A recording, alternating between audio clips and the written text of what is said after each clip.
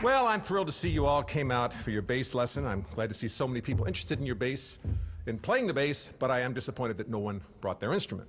All right, fine. This is the bass violin, the bass fiddle, the contrabass, the upright bass, the stand-up bass, the doghouse, the gut bucket. And people have asked me, when was it first built? Good question. Back in Italy of old, when men were brave and bold, and Columbus had just sailed across the seas, ladies from Bologna and gentlemen from Verona wouldst place lutes and mandolins across their knees. They had lots of lutes and lyres. They didn't use amplifiers, for this was indeed a civil age. Violins and cellos were played by maids and fellows, and composers like Vivaldi were the rage. The year was 1550, and orchestras were nifty, and violinists dearly loved to bow notes. But the ladies and their fellows on their violins and cellos found they really couldn't get those low notes. So one Gasparo DeSalo did his intuition follow and set out to build a giant violin. The concept was outrageous, but nonetheless contagious, and so inspired did he begin. He did begin, he did begin, he did begin, he did begin. He boiled and he brewed, he whittled and he glued, he varnished, chipped and chiseled, bent and treated. He worked with great endeavor and get discouraged never, until one day he found the task completed. One day he was through and he brought it out to view, a violin like none had seen before. Its tone was rich and deep, right down where the fishies sleep, and oh, the depth it added to the score. People looked at it in awe, and they wondered what they saw, and they thought poor Gasparo had lost his mind. The man could not be serious, the man must be delirious. He started to unwind.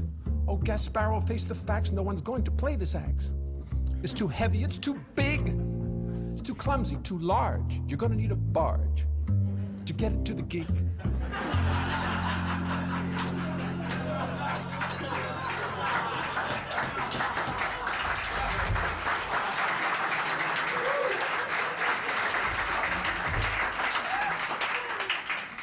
And while its sound is quite profound, just to lug the thing around is going to be a nightmare in logistics. The only willing players will be drunken dragon slayers, gladiators, flagellators, and sadistics. Then the local folks started making up those jokes. This had to happen, don't you know? New jokes began to hatch like, hey buddy, got a match, or you should have taken up the piccolo. But Gasparo was no faker, but a real good violin maker. He was no fraud or public menace. So he just kept on smiling, cause he knew his giant violin would someday be the rage of Rome and Venice. And here we are today, many centuries away, and Gasparo's bass violin has made it through. You can pluck or you can bow notes, but you gotta have those low notes. And thanks to Gasparo we do. Gasparo DeSalo, we thank you. Gasparo DeSalo, here's to you.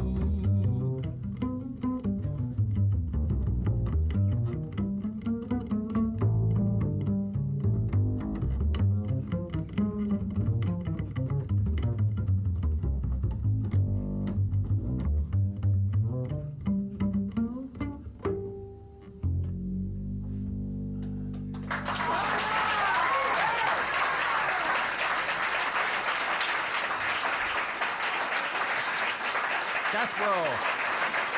Let's hear it for Gasparo.